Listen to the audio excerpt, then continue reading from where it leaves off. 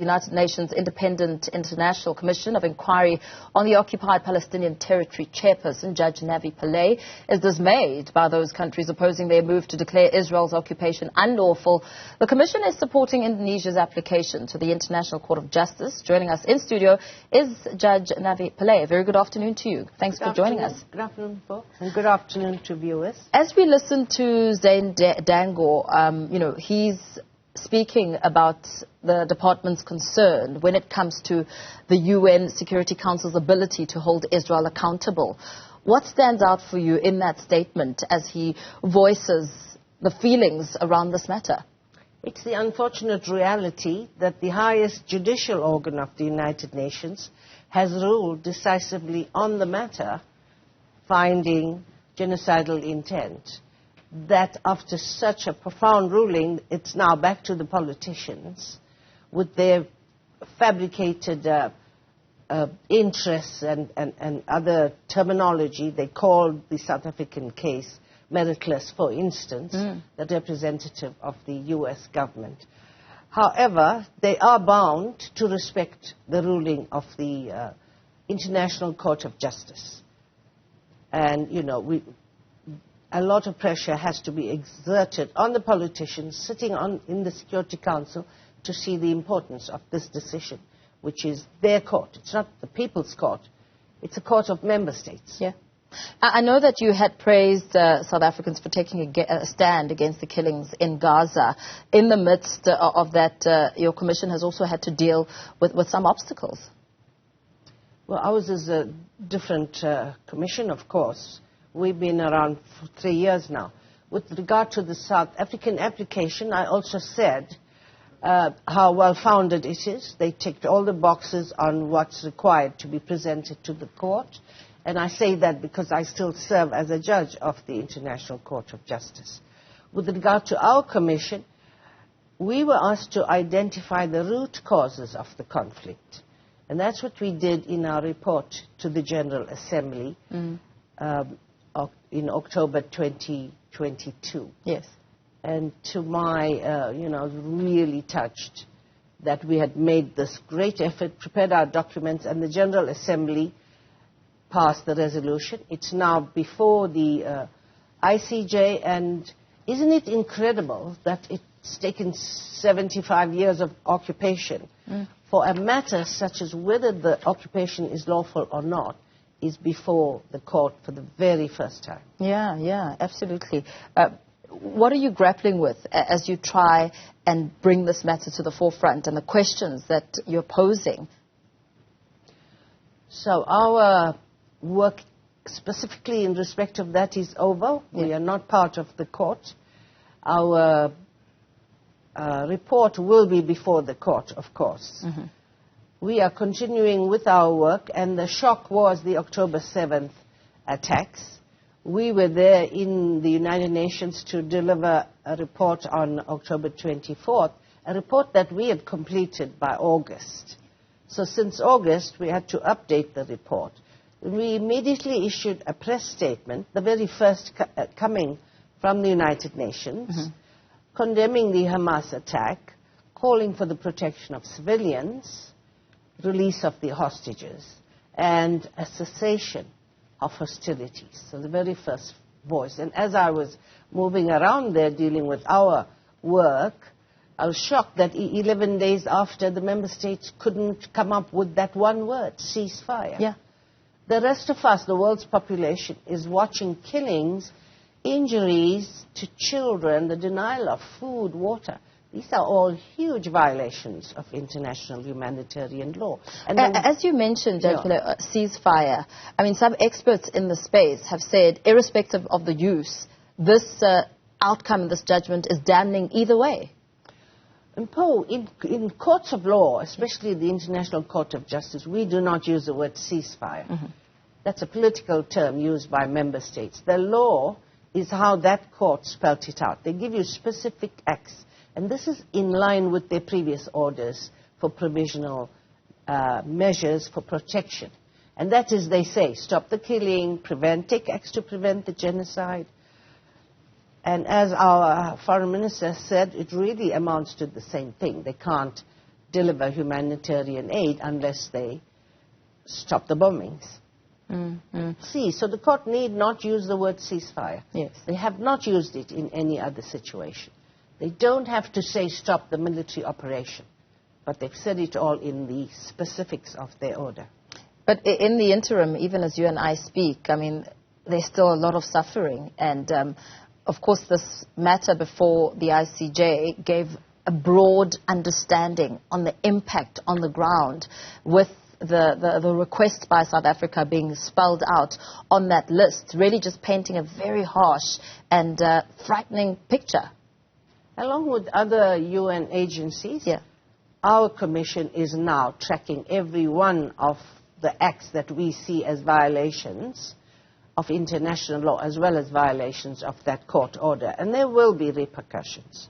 The Genocide Convention is an extremely serious instrument, and mainly you have to prevent genocide. That obligation is on every state, including South Africa, including the United States, including the Friends of Israel. And that, of course, genocide, the spotlight on whether genocide has been committed against the Palestinian people, that is a case that will continue, I mean, earmarked for a number of years, as South Africa is pushing for that.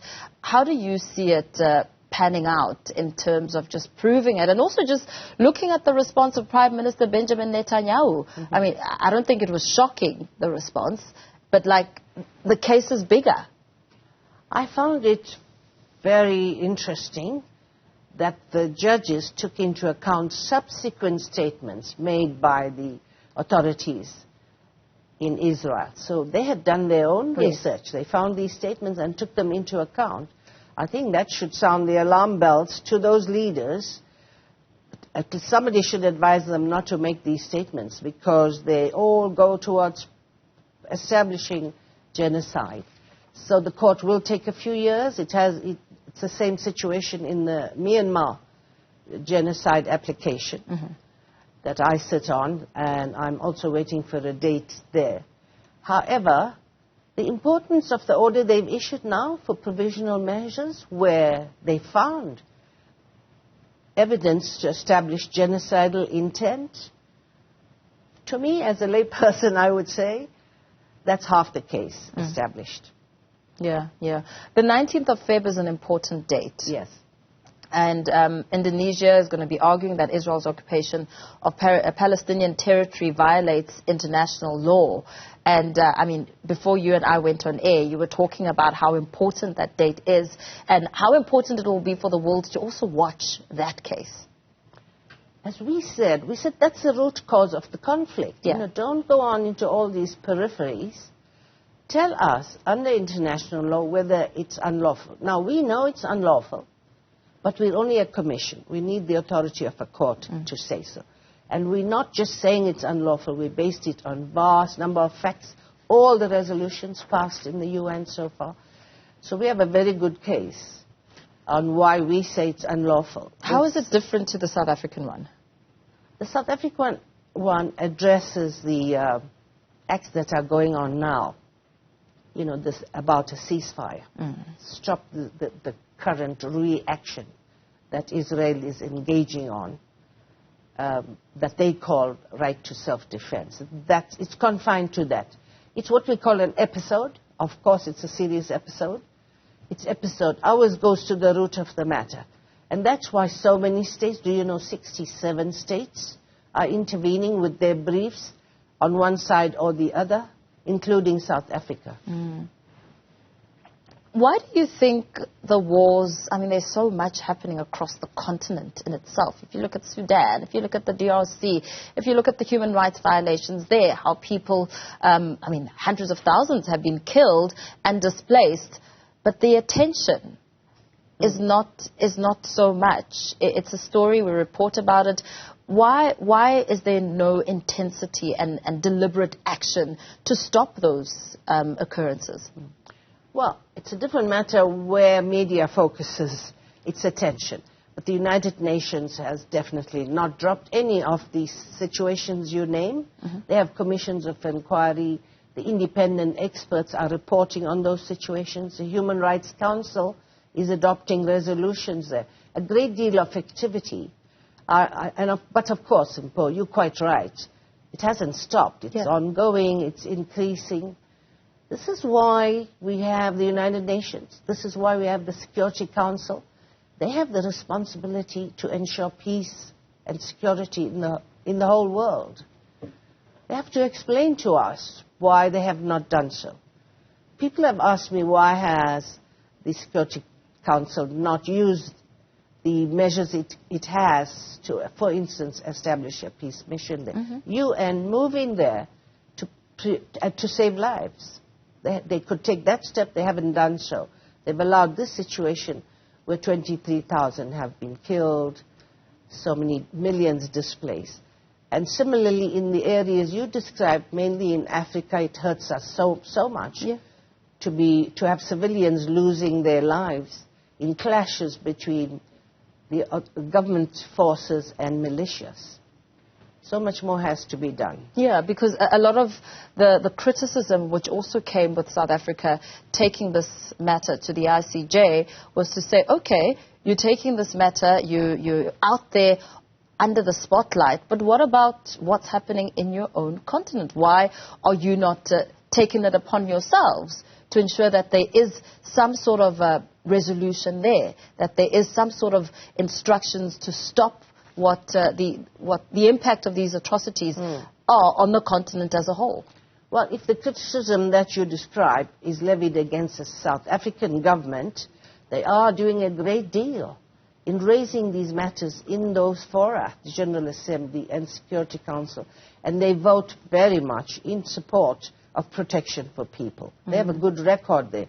However, the onus lies on every state to help prevent these clashes well ahead. And the work of the United Nations Secretary General and the heads of agencies is to bring that to the attention of the UN bodies. They're begging them, please do something over Sudan, for instance, and other spots.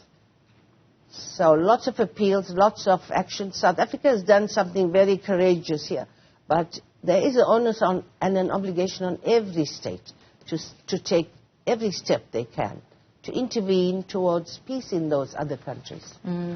As you speak about this, I mean, just going back a little bit on the importance of the 19th of Feb with Indonesia arguing their matter before the court, what sort of historic moments do you think this move will account for as we look back on the work that is being done to end these atrocities? Well, firstly, let me say it's not Indonesia's application. It's the General Assembly's request. And then countries volunteer who's going to lead the team with presenting the case. So they will do so, but many other states will intervene on either side. The importance is it has never been addressed before at the highest court in the land. Now, look at the request number 2 of the General Assembly. It says, tell us what's the responsibilities of states towards an unlawful endeavor. Now, that's very serious. I fully expect that the court will agree with the Commission that the occupation has now become unlawful because of all the circumstances outlined. I fully agree once they say it's unlawful, they're going to spell out the responsibilities in such a way that many states who are providing military support, financial support, political support, will have to pull back very fast. Israel may have a reputation for defying international opinion, international orders, and decisions of the Security Council itself on the settlements, for instance, but all these other member states cannot ignore a decision of their own court. And the responsibilities that that court spells out attaches to them. They know the responsibilities, but the court will emphasize those once again, all based under international law. Absolutely. Thank you so much. Let's perhaps leave it there, but thank you for your time. Thank you. Palestinian Territory Chairperson, Commission of Inquiry, on the Occupied Palestinian Territory Chairperson Judge Navi Pillay, talking to us there about the cases around the killings in Gaza, as well as the case on Indonesia arguing that Israel's occupation of Palestinian territory violates international law.